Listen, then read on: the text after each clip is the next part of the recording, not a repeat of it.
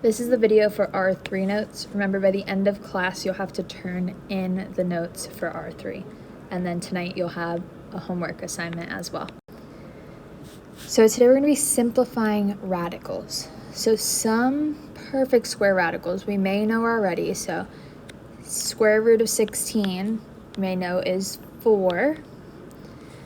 A different way that we can do this, if we didn't know the square root of 16 was 4, is we can break down 16 into factors of 16. So what are two numbers that multiply and give us 16? So that would be 8 and 2. And then we can break down 8 into 2 and 4. Then I'm just going to drop down that 2 again. And then 4 can break down into 2 and 2 because 2 times 2 multiplies to 4.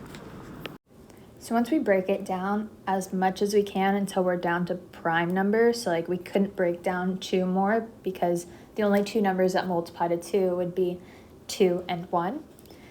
Once we break it all the way down, we want to circle pairs of numbers. So we can only circle 2 at a time. So I have 2 2s here and 2 2s here.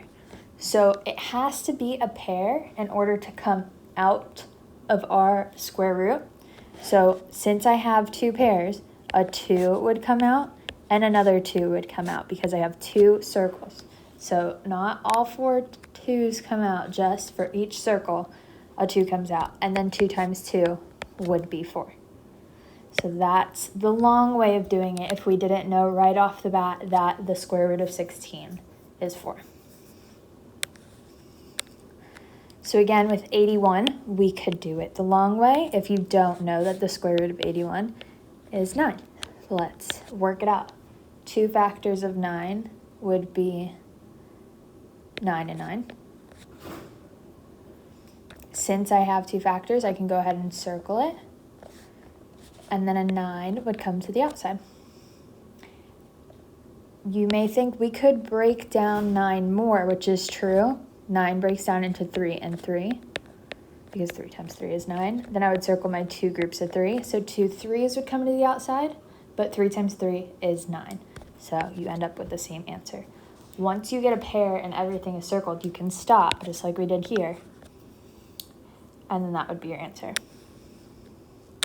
So next we have the negative square root of 100. That negative just stays on the outside. So it stays on the outside. And the square root of 100, you may already know, is 10. So our answer would be negative 10. But if we didn't know that right off the bat, we could break down 100 into 10 and 10. We could stop here, circle our pairs of 10s, and 10 would be our answer. Or we could keep breaking it down. So I have 2 and 5 and 2 and 5. So I would circle groups that I have. I have a group of 2s here. And then I have a group of 5s here. So a 2 would come to the outside, and a 5 would come to the outside. So our answer would be 2 times 5, which is 10. And then you can't forget we had a negative outside to start, so it should be negative 10. Number 4 is plus or minus square root 4. So that, again, that plus or minus just stays in that answer. It's the positive square root 4 and the negative, so it's kind of both together in one. So we can break down 4 into 2 and 2. I have a pair of 2s, so 2 is going to come outside and 2 is my answer. So on the last page, all of those numbers were perfect squares. They break down into whole numbers.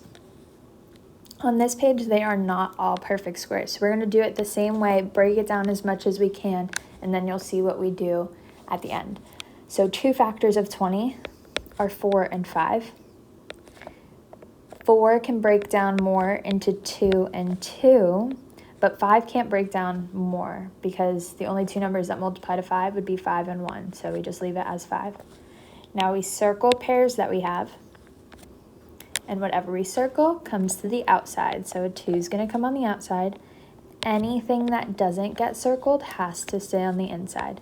So our answer would be 2 square root 5. Now let's do the same thing for 6. We have the square root of 28. So we need to think of two numbers that multiply and give us 28. So that could be 4 and 7.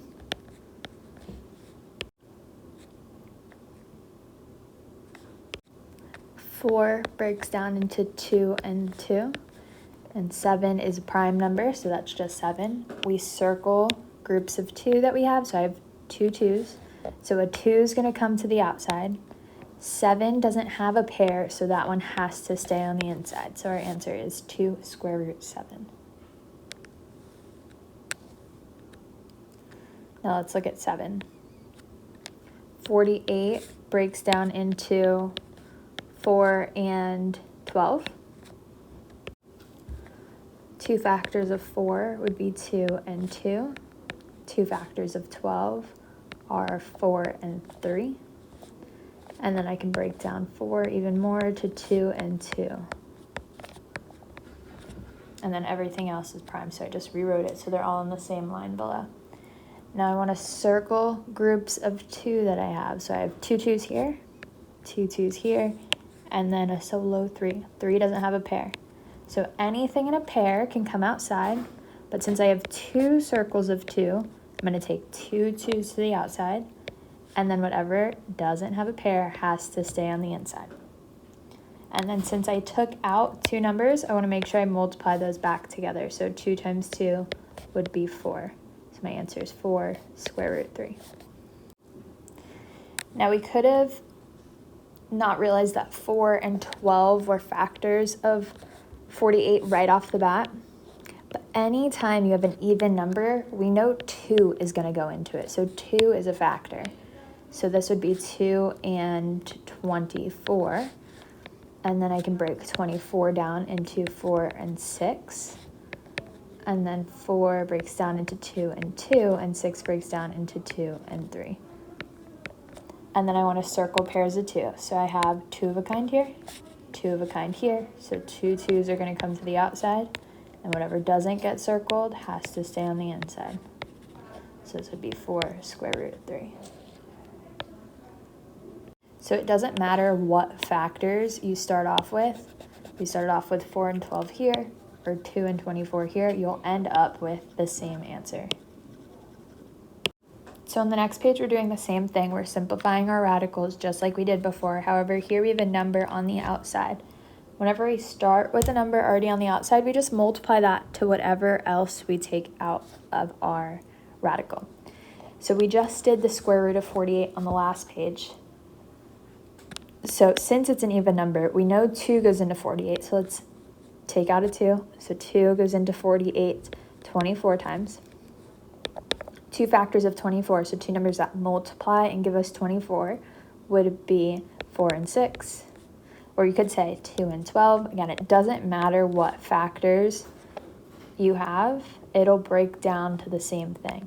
So 2 factors of 4 are 2 and 2. And then 2 factors of 6 are 2 and 3. And then we circle any pairs that we have. So I have a pair of 2s, a pair of 2. So 2 2s are going to come to the outside. And then since 3 doesn't have a pair, that has to stay on the inside. Now I already had a 2 on the outside here. So that 2 is just going to be multiplied to whatever else we take out of our radical. So it's on the outside. Anything that comes outside, we got to multiply them together. So 2 times 2 times 2 would be 8. So this would be 8 square root 3. Now let's look at 9. 2 factors of 45 would be 5 and 9. So because it ends in a 5, we know that 5 is going to go into it. 5 is a prime number, so we leave it there. And then 2 factors of 9 would be 3 and 3. Now we're going to circle anything that has a pair. So I have a pair of 3s here. Since I have a pair of 3s, that's going to come to the outside. Anything that doesn't have a pair has to stay on the inside. And then since I already started with 6 on the outside, that's going to get multiplied to whatever else I took outside. So I have 6 times 3 on the outside, which is 18, and then square root 5. So don't forget, that number on the outside is just the last step that you do, but don't forget about it. If you already had a number on the outside, you have to multiply that to whatever else you take out. So let's look at 10. So we want to break down 75. Now it ends in 5, so I know 5 is going to be a factor. So 5 goes into 7 once with 25 left over. So 5 and 15 are factors. If we didn't know that right off the top of your head, divide it. So 5 goes into 7 one time. 5, subtract, bring down the 5. 5 goes into 25 5 times. So 5 is prime. We drop it down. 2 factors of 15 would be 5 and 3. And then we want to circle any pair we have. So I have a pair of 5s. So this 5 is going to come to the outside. 3 has to stay on the inside because it doesn't have a pair. And then I already had a 14 on the outside. So I'm going to drop that down and it gets multiplied to 5. So I'm going to do 14 times 5 on the side here. 4 times 5 is 20. 5 times 1 is 5. Plus 2 would be 7. So this is 70 square root 3. And that's our answer.